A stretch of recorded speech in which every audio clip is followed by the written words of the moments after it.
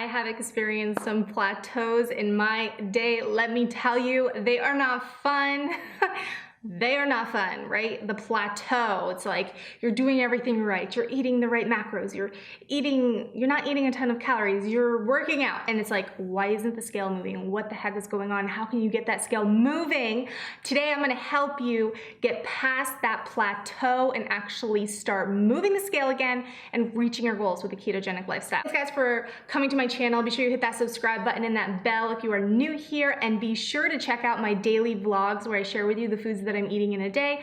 I have so much content here, something for everyone. And today we're talking about something that everyone has experienced at one point or another, because guess what guys, the scale is never gonna be just a straight line down, never. Now I have lost a ton of fat since after having my daughter Clara, getting refocused in and laser focused in on my goals with a ketogenic lifestyle, intermittent fasting and all of those things. And you know, I've lost over 50, like right around 54 pounds at this point in right around 4 months. And so my body's a fat burning machine and I'm doing everything right. And so I wanna share with you guys, I've hit plateaus along the way within that 4-month period, even though it seems like a short amount of time. I had a whole month within there that the scale didn't move.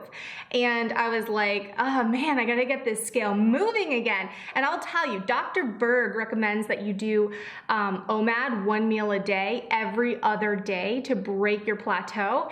And that works really well for a lot of people. And if you've never heard of OMAD, what that is 1 meal a day. So you're doing the ketogenic diet lifestyle and you're having 1 meal and then you're fasted the rest of the time. So it's allowing your body and your digestive system to actually rejuvenate the cells and burn your own body fat for fuel. And so knowing that, that's what I started implementing. I started implementing the OMAD strategy in there, and I do have a video that explains more about OMAD and how to do that. I'll put the little card up top here. But my strategy is a little bit different. Instead of doing every other day like Dr. Berg suggests, which I mean, that works really well for a lot of people. And if you're someone who is thinking about getting into OMAD, that might be the best way for you. But for me, I decided to do OMAD 2 to 3 days a week and just do them consecutively. So I eat normal keto, the majority of the week, and then 2 to 3 days in a row, I do OMAD. And that just works really well in my lifestyle because for one, my husband commutes, so he's gone a bunch of days out of the week. And so when he's not here, that's a perfect OMAD situation for me. So I'm gonna do my OMAD on those days. And then also with my work schedule, I use my OMAD on the days that I really need to hustle hard in my business, because then I know I don't have to like break to eat and think about what I'm gonna eat and blah, blah, blah, all of that stuff, right? So it works really well for me. But in addition to that, it's helping me launch and burn so much more fat off my body than anything else. And it's moving the scale at a really quick rate, which I really appreciate because I want to get to my goal as quickly as possible. And I'm sure you guys are in the same boat as well. So if you're someone who's in a ketogenic stall, first step, I recommend that you get started on intermittent fasting if you've never done that before. So a 16 8-hour fast is how you begin that. And do it slowly over time. Like the moment you stop feeling hungry and start feeling like you can go longer stretches without eating, that's your signal to start intermittent fasting. And then start strategically intermittent fasting and adding in then the OMAD when the scale hits another stall, because probably what's going to happen is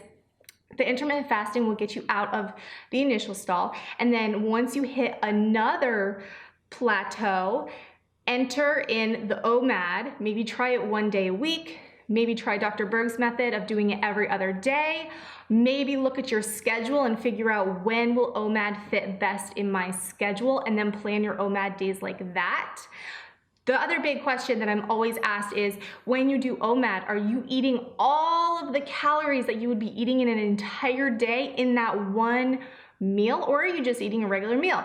And the answer is you're just eating a regular meal and you're following your body's lead. What happens when you do OMAD is you're just not going to be as hungry in that meal, and you're not going to actually eat as much because you're going to get full on less, because you just went a huge 24-hour stretch without eating anything. So your stomach begins to shrink. And so when that happens, you're going to feel fuller on a little bit less, which is okay. So what's happening is you're following your body's lead, and you're not just eating to eat.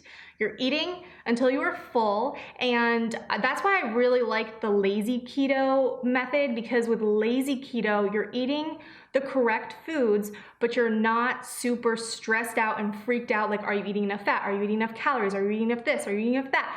No, you're just eating the right foods. You're having a healthy, nutritious meal for that one meal.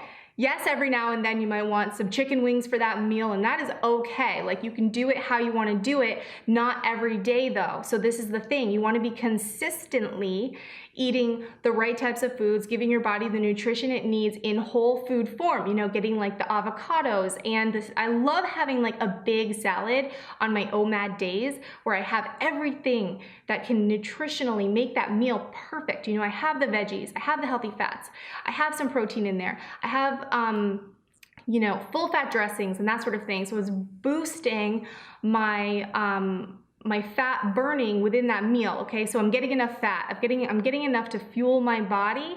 I'm not depriving myself, and this is totally different than like anorexia, starving yourself, or anything like that. Fasting is actually helpful to your health and your longevity. Fasting is just one of those things that you can actually supercharge your health with. And so if you've been doing the keto lifestyle, if you hit a plateau, you can start the intermittent fasting. If you have been intermittent fasting, consider trying OMAD.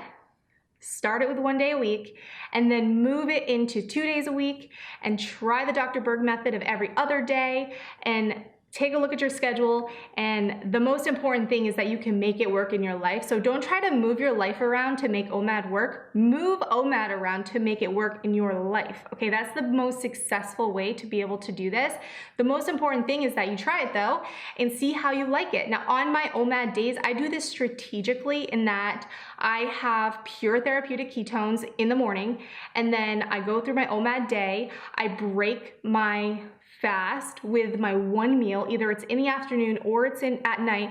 I will typically have another pure therapeutic ketone there, like right before my next meal, so kind of like in between. So in the morning, fasted workout, have my ketone, then go a few hours, have another ketone. I do this specifically because it helps me OMAD. It actually helps me get to that point where I can just have one meal and not feel deprived, not feel hungry, not feel like I need anything. But another big part of this product is that there is a ton of B vitamins in there. Like, I'm talking over 4,000% per serving. And there's a lot of sodium in there as well, because when you are fasting, your body, and especially with a ketogenic lifestyle, your body is flushing out sodium. So it's really good to replenish that mineral. Otherwise, you might end up with headaches. You might end up going on a binge later on, all of these things that you do not want. So it basically works with your body to help you get to that level where then you can break your fast. And then typically what I do is, after my fast is broken, I will have what's called a keto cream mixed with coffee. This gives me additional healthy fats, collagen, and also those B vitamins. And then within that, I mix in my electrolytes, decaf coffee, because typically this is at night.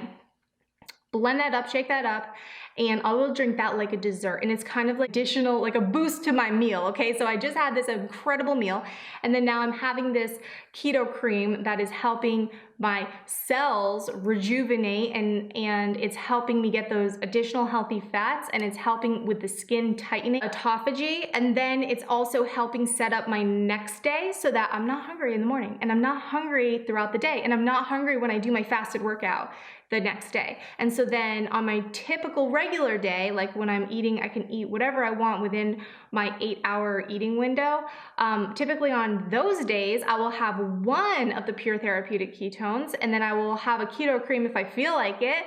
Most of the time I do, and usually I will have that keto cream as like one of my meals. And so that's just an example of how I do this and strategically work that into my personal life. And so it's also really important that you get a really good multivitamin, or just a multivitamin. Just take a multivitamin. And then magnesium. Extra magnesium is really, really important. A lot of people suffer from sleep issues when they're doing extended fasting, or they're doing the ketogenic lifestyle. And so when you take magnesium, especially at night, it will help you sleep. It will help you avoid muscle cramping, like in your legs, when, when you're working out, you can cramp up and it can help you with that, okay? So magnesium is really important as well. So I'll take 250 milligrams of magnesium. Now, I'm recommending this, guys, to you not as medical advice, but as someone who's doing this myself, and you can see what I'm doing, and I advise all of you to talk to a doctor before you start any sort of nutritional or health or fasting protocol, especially if you're on any medication or if you have any health concerns. Now, who is this not right for? That would be pregnant women, and that would be anyone who is breastfeeding. They really should not do extended fasts because your body needs additional nutrition to be able to produce that milk and all of those things.